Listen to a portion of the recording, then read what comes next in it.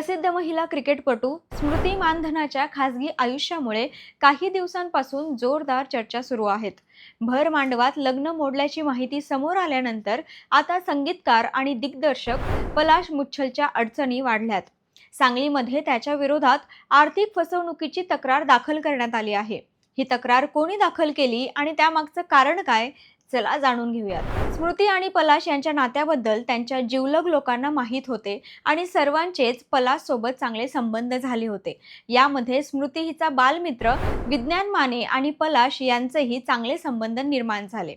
यातूनच एक मैत्रीचं नातं निर्माण झालं, पण तीच मैत्री घातक ठरली आणि आता स्मृती मानधनाचा बालमित्र विज्ञान माने यांनी सांगली जिल्हा पोलीस अधीक्षकांकडे पलाश मुच्छल विरोधात तक्रार दिली आहे. फिल्म इंडस्ट्रीमध्ये काम करणाऱ्या विज्ञान माने यांचा आरोप आहे की नजरिया या चित्रपटासाठी गुंतवणूक करण्यास सांगून पलाशने त्यांच्याकडून मोठी रक्कम उकळली. हे नेमकं प्रकरण काय आहे तर तक्रारीनुसार पलाश मुच्छलने आपण नजरिया या चित्रपटाचं दिग्दर्शन करणार असल्याचं सांगत विज्ञान माने यांना प्रोड्युसर म्हणून गुंतवणूक करण्यास प्रवृत्त केलं.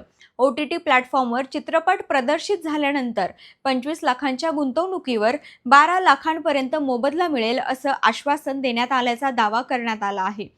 तसेच या चित्रपटात अभिनयाची संधी देण्याचंही आश्वासन दिलं होतं, असं विज्ञान माने यांनी तक्रारीत नमूद केलं आहे.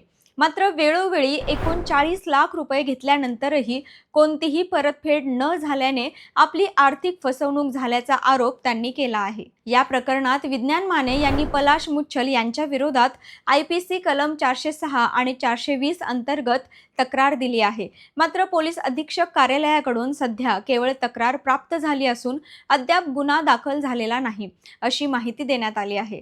तक्रारीनुसार विज्ञान माने यांनी ही रक्कम वेळोवेळी रोख स्वरूपात तसेच गुगल पेच्या माध्यमातून पलाश मुच्छल यांना दिली आहे.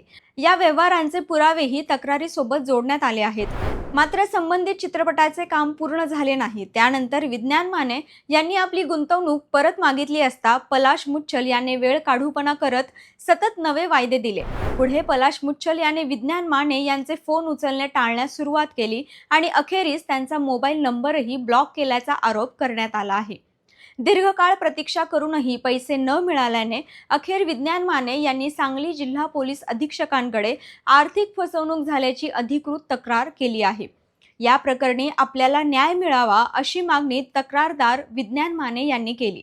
पोलीस प्रशासन या तक्रारीवर पुढील काय कारवाई करते याकडे त्यांचे लक्ष आहे. या प्रकरणी आपल्याला न्याय मिळावा अशी मागणी तक्रारदार विज्ञान माने यांनी केली असून पोलीस प्रशासन या तक्रारीवर पुढील काय कारवाई करते याकडे लक्ष लागले आहे. नजरिया हा चित्रपट येईल की नाही हे आपल्याला माहीत नाही, पण या तक्रारीमुळे पलाश यांच्या अडचणी नक्कीच वाढल्या आहेत, हे खरं. अशाच वेगवेगळ्या माहितींसाठी पाहत रहा लेट्सअप मराठी.